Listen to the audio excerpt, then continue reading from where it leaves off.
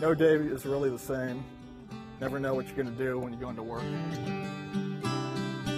It's kind of mesmerizing sometimes. You see the white stripes in the road. My office is on wheels. It's one of the only offices in the world that requires regular oil changes. I guess one of the things I like about this job is I just love getting out. This is my office, yes. Yeah, you always hope for a good, meaningful story that's going to help, someone. We're really working very hard every day to show people something different. Show the story the way it happens, but try to show it in a way that will interest viewers. See, I've been in Nashville since '99, so what is that, 13 years? I guess you want me to tell people how old I am, right? Well, me, I've only been in business for 9 years. But 1978, will that give it away? 20 years. 32 years? Back in the days of film. That's a long time. A lot of stories. What's your last name? The root word of reporter is porter, so I usually like to just hand off my tripod like that. A photographer's job is to go find it and go show it. And if we're not out shooting it, we're miserable. When there's a tornado and everybody else is driving away, we're driving to it. Snow. I've been in floods. I've been in fires. Yeah, it is like a little mini adventure every day. Gosh, you see so much being out. a lot of small towns. They all have their little courthouse and their square. Dixon. Muddy Pond, Tennessee. Bucksnort. I've been to Clarksville and Tullahoma in the same day. Cookeville. Hartford area. Eagleville. Wartburg. Gosh, I can't even remember all the places in Tennessee. A lot of times, I don't really get time to eat, so I usually make sure I bring lunch.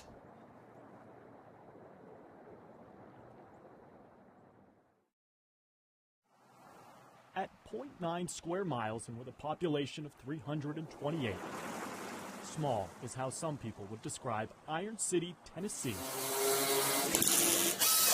But these days, what they're building here It's big. It's big. is huge. We knew we were going to have a lot more than what we used to. Over the years, as Americans' waistlines have grown, The parts cost more, so too have their caskets. but a lot of it is, how wide is the person? How thick is a person? Joel Verplank's family has assembled caskets for over a century. To 20 years ago, we never thought that we would ever be building oversized caskets to any great extent.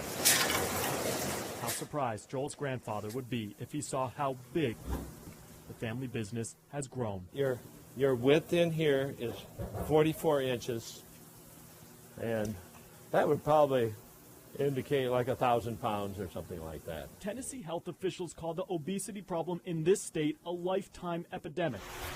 They said we ain't taking care of ourselves mostly the way we ought to be.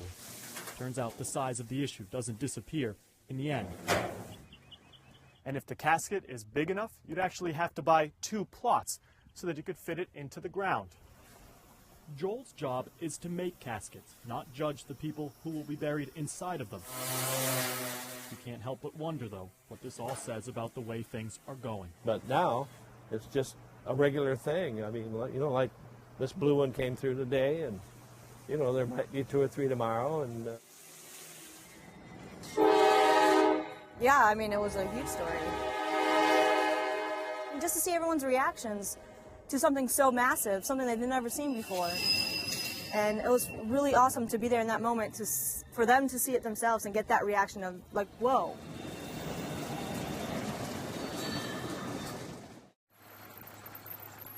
I wished it could have been a beautiful day, the sun shining. But it's a good turnout. Good walk. It's one thing to see the images on the news. It's got part of the bridge on the front, so it's stuck. But I wanted my own pictures. It's something quite different. This is something to see. To see it with your own eyes. It's huge. We've been on a cruise, and that's just about the size of it. That's why nearly 1,900 people made the quarter-mile trek from their cars. Mud, mud, mud. just unreal. Because the Egner's Ferry Bridge The boat can't go. is more than a connection from Katie's to Maury. Well, I fished here all my life, and I've never would have thought I'd see anything like this. They don't know if they're going to fix this bridge or build a new one. I vote build a new one. That's some really good pictures. It's a connection to memories. Either the lights wasn't working or the captain wouldn't. Somebody was at fault to do this kind of damage. The bridge was no match for the Delta Mariners' force. Well, I can see the road on top of, actually the concrete on top of the boat itself. I don't know. It's eerie. It's really eerie. What they're doing is they're cutting the metal off, and those big cranes are gonna pick the scraps of metal up, and they're gonna put them on the barges. You get some good pictures. I'm getting it zoomed in. Curiosity has been building for more than a week. That bridge has been there since 1932. It's been bumped and it's been rubbed, but it's never been demolished. Hopefully they'll be able to get it fixed in a hurry, get it back together. Still, the site of the damage, The pictures that it's been on TV have really been good. Does not answer lingering questions. But to see it in person, it makes it real. It's real now.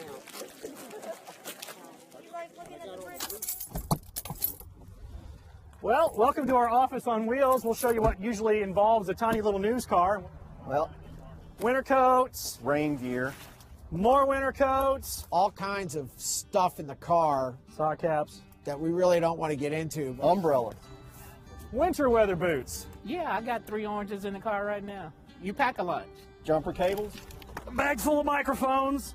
And a Frisbee. This is where we live. We live out of these cars, and this is our life. It's kind of like a small circus.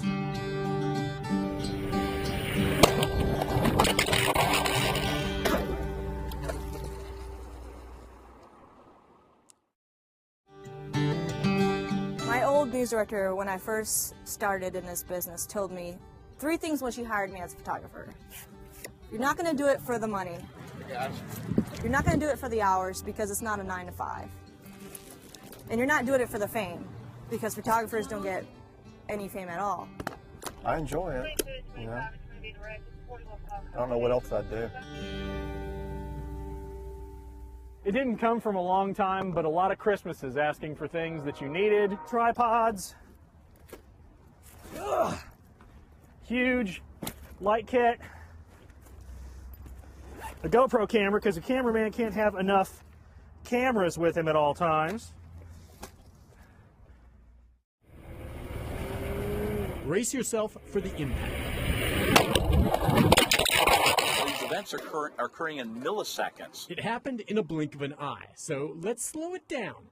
A car traveling 40 miles per hour slamming into a crash test dummy. The nature of these collisions are extremely violent. And usually fatal, not to mention hard to watch. You have to remind yourself this is not a real person. It's a mannequin and the star in a first-of-its-kind exercise to better train Murfreesboro police officers. And each crash is different, but this class is teaching the dynamics of the crash, how it happens, what to look for. Our cameras perched in the car and on the dummy capture the moment. This time he's on a bike with a dozen eggs and a gallon of milk. What this does is makes it more realistic. Again, in real time, it all comes too fast. Even witnesses on the scene miss the moment of impact, but slow it down. Police review it and They get to see it. They get to watch it happen. which is invaluable. They see the violence in slow motion, and what they learn helps them better understand how crashes play out. Holy cow. Airborne right there. Once the bicycle and the pedestrian or the bicyclist was hit, all the debris made it somewhat of a cone shape. From that, you can learn the speed, the point of impact, and the angle or direction the car was traveling.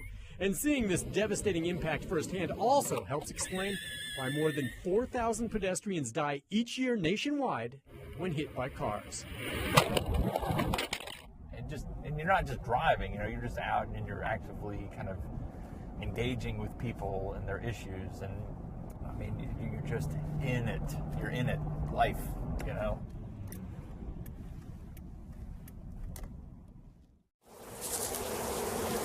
We probably got about 1 million bees over here. My boy got stung up there cutting the tree. And as soon as the tree hit the ground, bees swarmed everywhere. I see the guy running, they was running with the flagging. You know, that's a bee run. That's a straight up bee run. That's something you do. You can't help yourself. I like to see the bee man get here to see how many he gonna catch.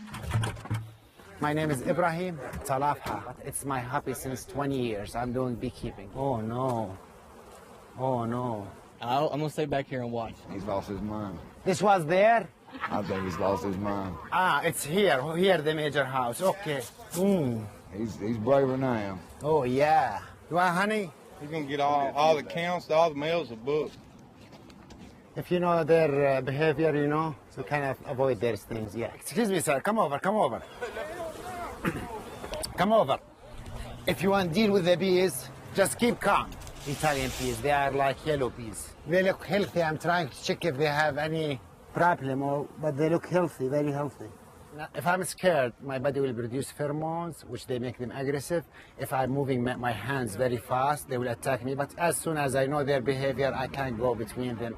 I became one of their family member, you know? You just have to be calm. Yeah. I can't let it go. Want some honey? Here you go. This is one of the most beautiful honey I ever seen in my life. Look how brown it is. And come in to catch the queen and put them in a hive, and they'll all go to that hive, and then they'll take off.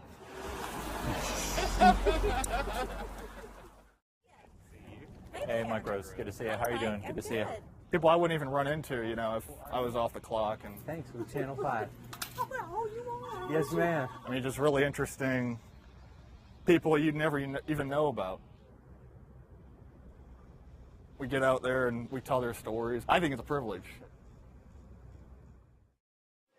Tonight is our huge fundraiser of the year. It's our gala called Under the Big Top, Avant-Garde Redo. I'm Jimmy Pyro, and I do fire breathing. I've been doing it for 5 years. I think it's incredible. I'd like to learn how to do it too. It's very dangerous. If you do it wrong, it's fire. You play with fire, you get burned. Hoi is it's a chain with a ball of fire at the end of it. You have a staff that's a double side of fire. This is fire eating. This is fire eating. It's enlightening. Oh, God, that is terrible. Cheesy. And of course, it's fire breathing, which everyone knows. It's warm to watch, but it's hot. It's very impressive. There he goes again with it. He's tasting it. That's incredible. I really enjoy watching guests see something they've never seen before. That's where I get my joy out of it. Love it. It's awesome. But getting close to them and seeing it being like, wow, I've never seen that before, and bringing it to them. It's one of probably the best things I've seen in a long time. I've always loved fire. I mean, who's not fascinated with fire? And I was like, that's what I'm going to do. If you get taught by the right person, you can do awesome things with it. I see our lives, our pets, but our lives going up in smoke.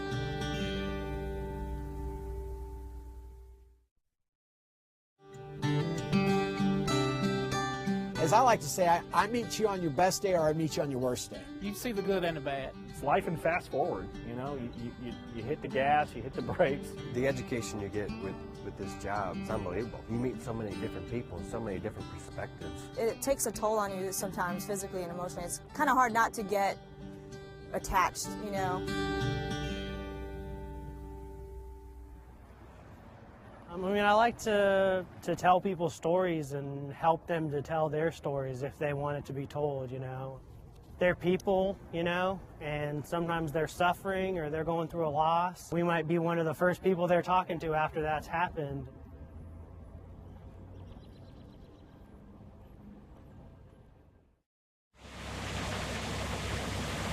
Engine 32, the engine on the plug, we're ready for water whenever you give it to us.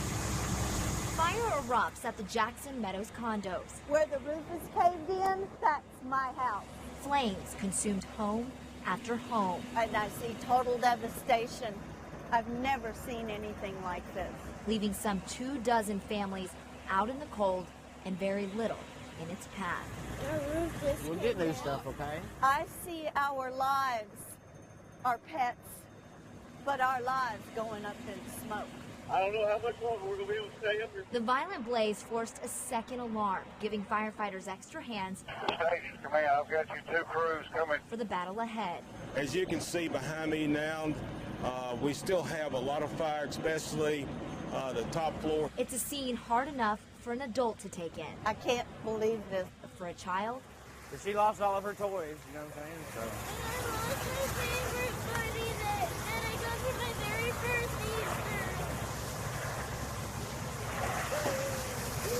things lost, but on this Easter Sunday, the celebration of life It's okay. will mean all the more. We got each other, okay?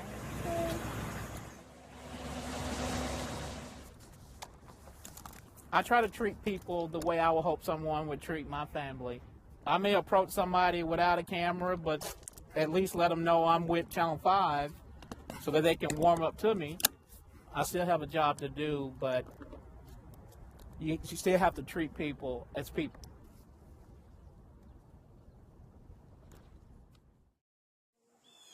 When the leaves start to change and the wind shifts, fall brings with it painful memories for Tim and Tiffany Brown. It's a reminder of the accident, of the camping trip. And it's hard because, that was life-changing. A reminder of the day, the very moment of a family camping trip when teens dropped a basketball-sized boulder down a hill and everything the Browns knew fell with it. When you compare where he was, coming out of a coma, basically unable to do anything, the doctor's saying that he was like a newborn baby again to where he is now. It's like night and day. Are you ready?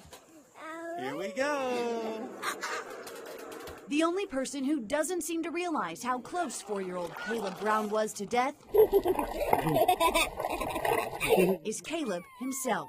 Go down the hill. Go down the hill? Yes. It changed our life. Some negative aspects, but a lot of positive aspects. And we want to celebrate that he's here, that he's still here, and that he's still healing. Most recently, his recovery put him in the dentist chair to repair the teeth they couldn't touch for months while his brain was healing. It was a step towards normalcy, but a flashback to how far they've come. And I was so thankful. I thanked God a lot on Monday and said thank you for where he is now, because this is what he was before, and it gave me that picture again. His parents know Caleb's life may never be the same as that October day before the boulder fell, but somehow they've never questioned why, only found joy each time that big smile returns to their little boy's face. As Christians, it's taught us you're absolutely not in control. I am, and you have to learn to believe that no matter what, God is good.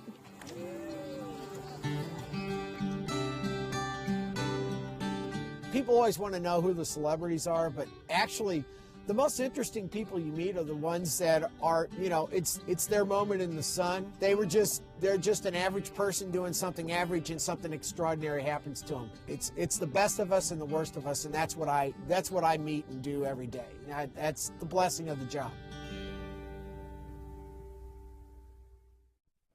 Look, they're already up there setting up. We've already got these cameras right here. First, there are the cameras. We're going to have a camera on all 4 corners because that's where they're passing the batons. Then the track officials. We are marking the lanes so that they know where to have the exchange zones. They're here to make sure that everything is run according to track regulations. We're excited here at Wilson Central. Go Wildcats. Finally, the fans in the stands. We're going to see some people run. Can I see your number? They're all here to watch Wilson Central High School students. That'll be fun. We're doing a relay today. Try something never done before. To try and make a world record and get in the Guinness World Record. Let's go!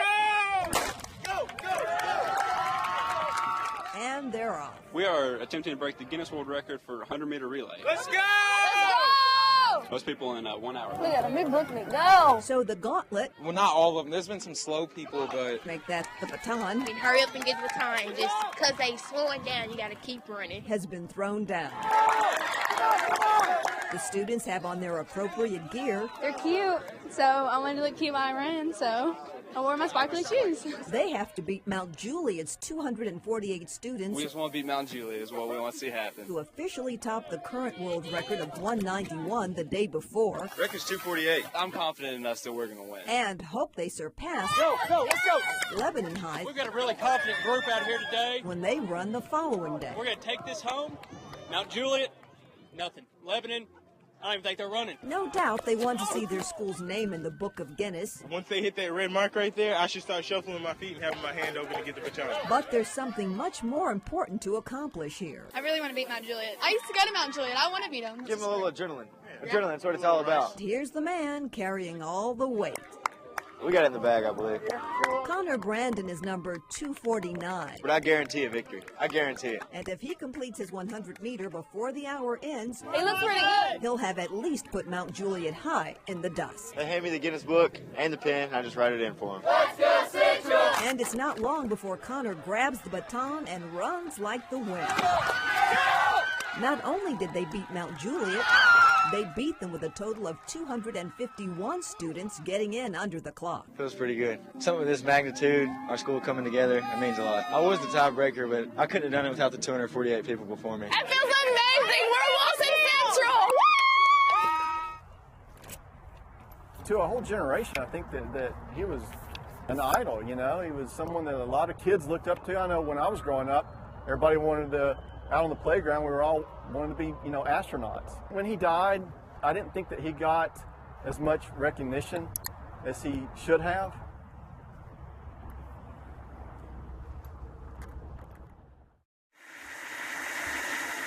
We choose to go to the moon in this decade and do the other things, because that challenge is one that we're willing to accept. I think every little boy wanted to be an astronaut at one time or another.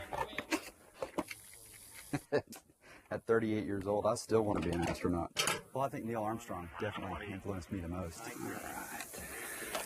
Well, it's disappointing that that an icon such as Neil wasn't given the true due justice for what he's done. 5, 4, 3, 2, 1. This is July 1969. Let's get to the front page. Okay, man walks on the moon. Armstrong, 9 steps into history. What? Okay, we're going to be busy for a minute. Houston, that day it seemed like a very long I haven't seen anything really about his death other than he died, which is terrible. 2, 1.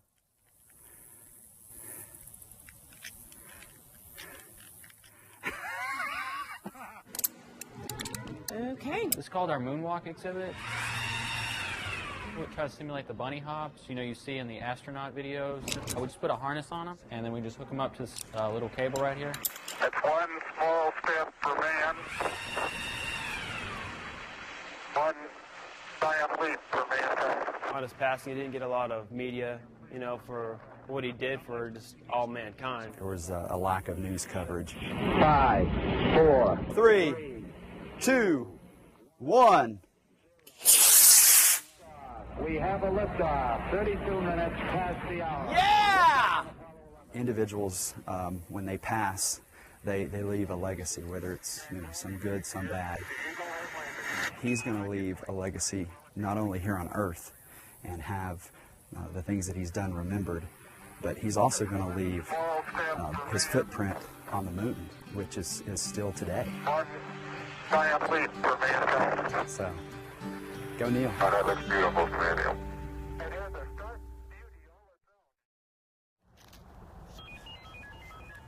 Uh-oh. And you hit the gas and you go, and there's a story, you cut it. I think lunch is over. Let's grab another. We don't have time for this. Gotta go, go, go. It's the news business. All right. Okay. On to Murfreesboro. News Channel 5, this is Nathan. No. Okay. I'm on my way.